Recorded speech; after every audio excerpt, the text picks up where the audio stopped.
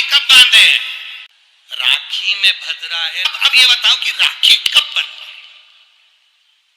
पहले तो ये बताओ राखी किसको बांधी जाती है? किसको राखी बांधी जाती है? रक्षा करने वाले को। अब तुम्हारी बहन तुम्हारे साथ चल रही है और तुम्हारी जिंदगी में हर पल वो तुम्हारा साथ दे रही है कि नहीं? रक्षा करने वाली राखी आप अपनी बहन को भी बांध सकते हो। दो बेटियां आपस में बात कर रही थी, मेरा भाई नहीं है गुरुजी, मैं क्या मेरे बुआ के लड़के को राखी बांधने जाऊं? मैं क्या मेरे मामा के बच्चे को राखी बांधने जाऊं? मैं क्या उसको? राखी बंधवाने वाले के मन में ही नहीं है, क्योंकि उसके मन में आ रहा है 500 रुपए देना पड़ेगा, उसकी मम्मी के मन में आ रहा है कपड़े दिलवाना पड़ेंगे।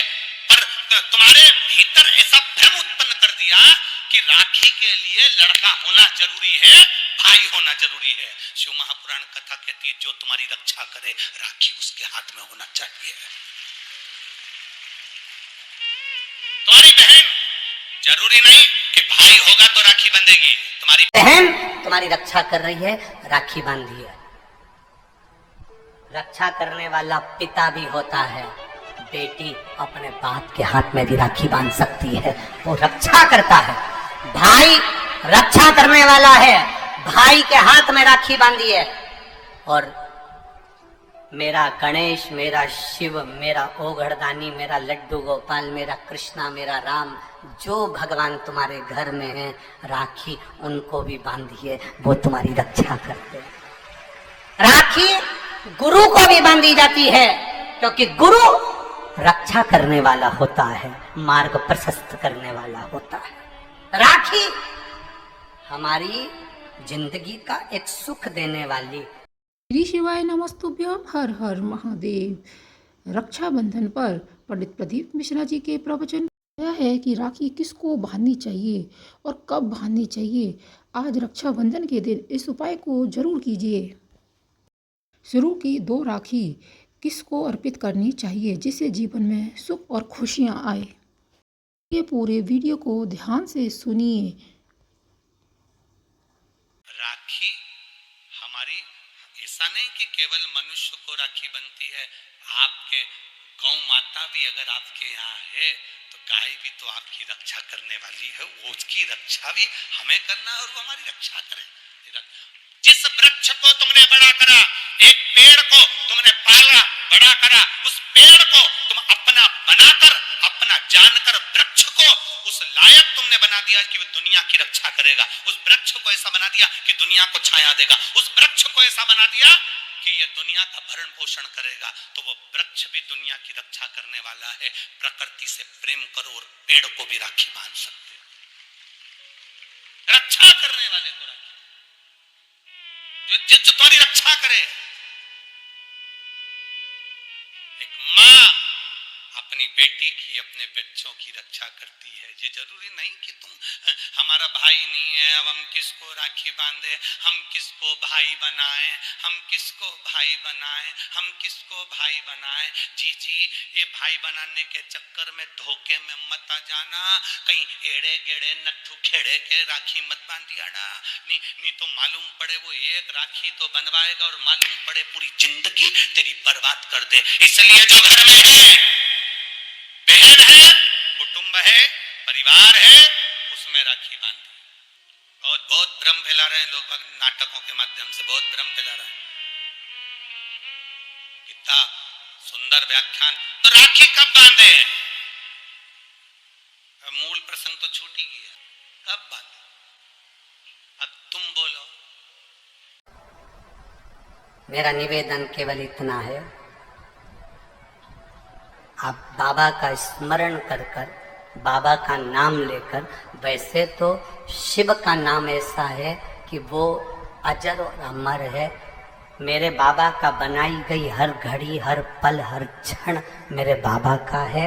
उसका नाम लेकर रात्रि के 9 बजे के बाद आप भगवान की राखी का स्मरण कर कर बांधो, कोई मना। शिव तत्व को। त्योहार कब का है? राखी का त्योहार कब लिखा है पंचांगों में, कैलेंडर में लिखा? तो मनाना, दिल से मनाओ, आनंद के साथ। अब किसी ने पूछा कि गुरुजी राखी बांधने का तो ठीक है, आपने मुहूर्त बता दिया, मम्मी गुलाब जामुन बनाई, वो कब खाए? तो निवेदन है, जब तुम्हारी मर्जी पड़े दिन भर।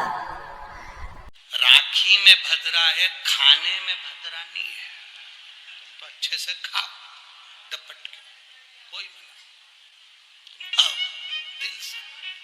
तुम्हारा दिन भर ऐसा बीतना चाहिए, ऐसा नहीं कि मुंह उतार के बैठे रहो राखी तो, पर दिन भर तुम्हारे चेहरे पर प्रसन्नता होना चाहिए और मिठाई का आनंद होना चाहिए।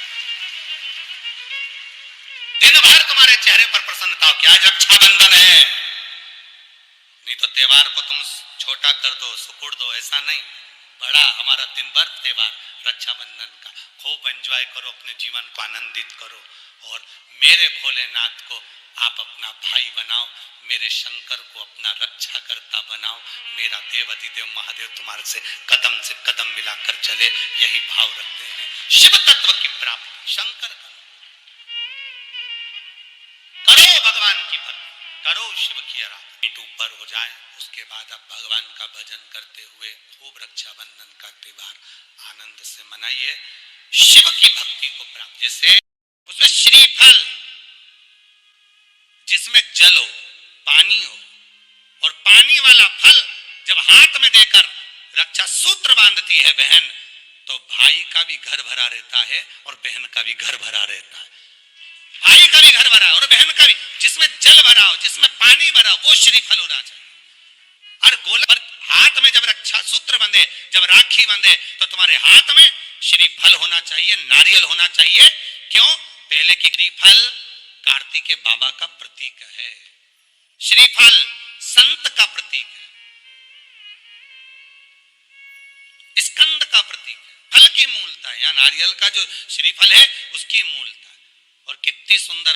तो दो चीज में से जब श्रीफल भाई भेंट रख कर देता है अपनी बहन को, तो बहन श्रीफल वहीं भाई के घर छोड़ देती है, भेंट का कुछ भाग लेकर चल देती है। ये बहन का प्रभाव। रक्षा सूत्र को लोगों ने बिगाड़ दिया आज के जमाने में, तो रक्षाबंधन का भी महत्व लोग नहीं जानते कि कैसे रक्षा सूत्र बनना चाहिए, कैसे रक्षाबंधन होना चाहिए। उसका भी विशेष महत्व होता है भाई, उसकी भी मूलता होती है। और एक बात कहूंगा आज रक्षाबंधन पर, आपको अच्छी लगे तो आप स्वीकार करना, ना लगे तो आप छोड़ देना। वैसे भी सीवर वाला महाराज ताड़ी तेड़ी बोले ही बोले है, उसमें क्या दिक्कत? तो बोलने में तो कोई पीछे हटूंगा नहीं। एक निवेदन आप सबसे करूंगा, आपको अच्छा लगे अपने जीवन में उतारिएगा, ना लगे कोई बात नहीं, छोड़ दीजिएगा, पर उतारना जरूर।